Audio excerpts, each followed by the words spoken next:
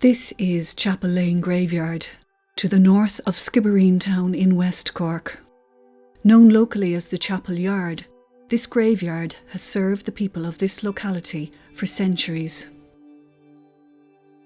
Nothing now remains of the simple 18th century chapel that gave this graveyard its name, but burials in the Chapel Yard still continue to this day.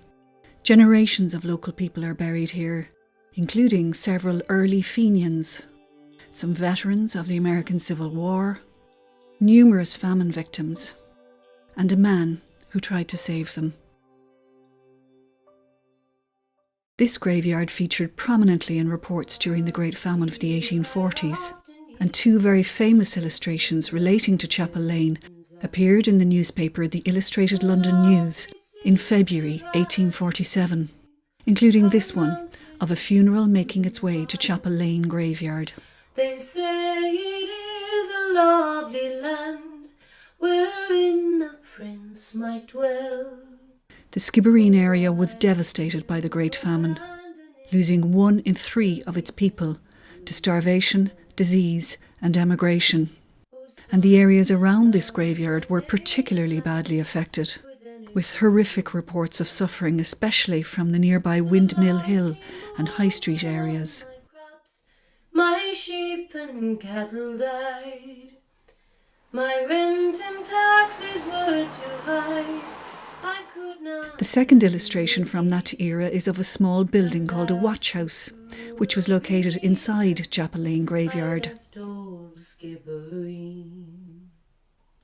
A graveyard watch house was a small hut, once used by families for shelter while they watched over the graves of their loved ones for a few days after burial, in order to prevent body snatchers from digging them up and selling on the body for medical research.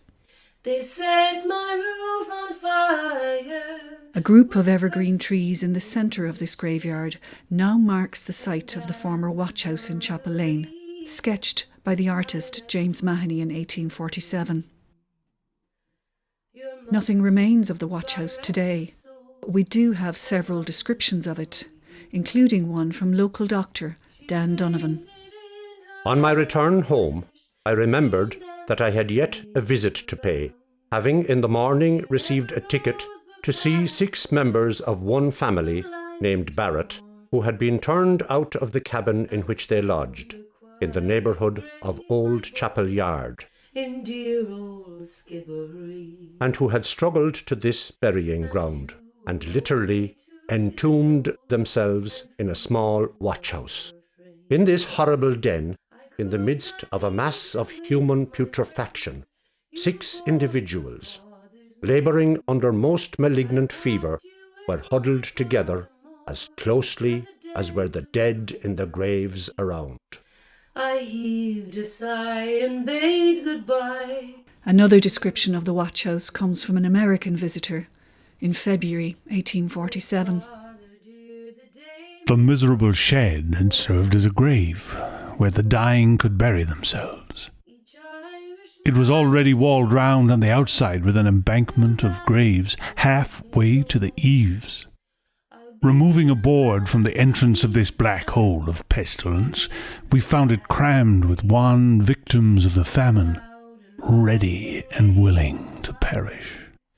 Revenge for Skibbereen. Rebellion was born out of famine, and in the years after the Great Hunger, Skibbereen would become known as the Cradle of Fenianism for the role many local people played in the establishment of the IRB and the Fenian movement. These local men had witnessed firsthand the horrors of famine, and this experience forged their revolutionary response.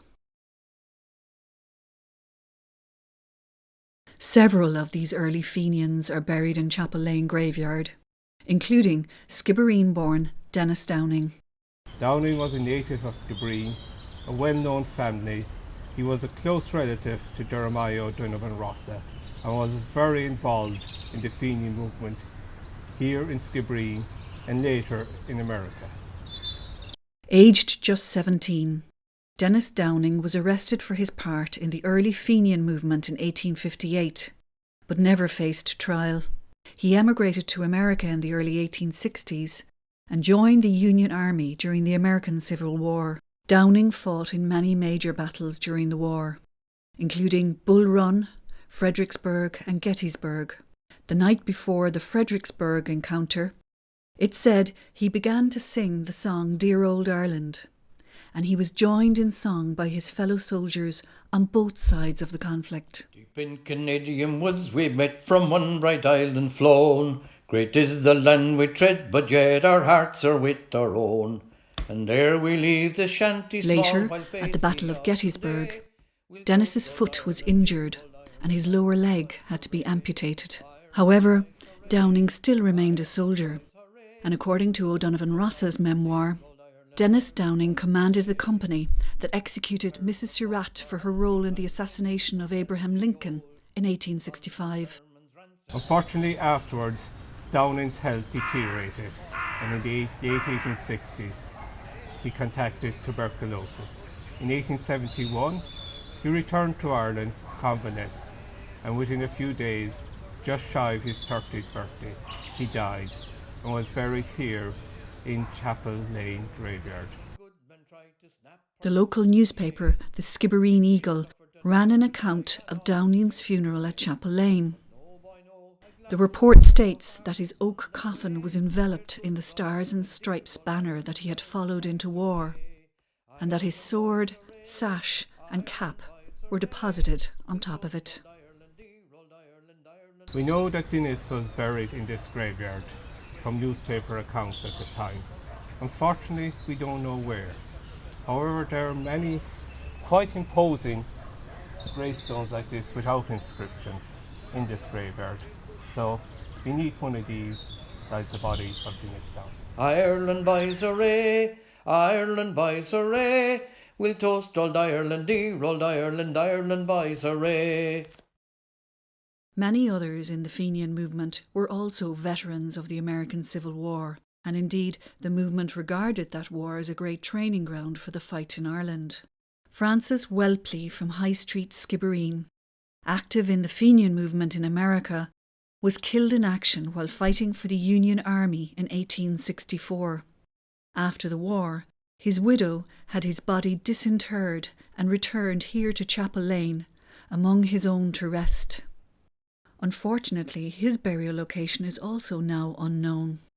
But William believes this cast iron plaque may well mark his grave.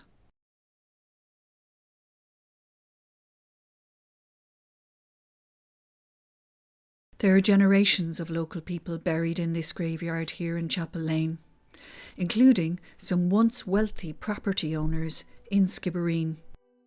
In the early 19th century, the largest ratepayers in the barony of Carbery were the McCarthys of Skibbereen. They owned a large brewery here in the town, and the patriarch, Daniel McCarthy, was very active in famine relief. Daniel McCarthy lived in Lochine House during the Great Famine and was an active member of the Skibbereen Relief Committee that provided free soup to the people of this area during that terrible time. After the famine, Daniel McCarthy moved his family into Skibbereen, where he built a replica of his former home at Lochine just outside the town in Glencurra. His descendants lived in Glencurra House until it was burnt to the ground in the 1920s. We know from newspaper accounts that the McCarthys were buried here in Chapel Lane.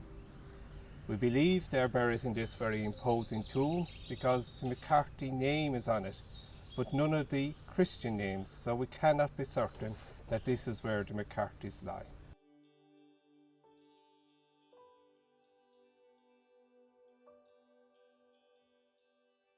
There are many more unmarked and uninscribed graves here in Chapel Lane, with the names of those buried in them now long forgotten. Local folklore says that there is at least one unbaptised baby buried just inside the gate here, and there are certainly numerous nameless victims of the famine buried in the old chapel yard. But for now, we'll finish with a short tour of some of the inscribed headstones here in Chapel Lane Graveyard.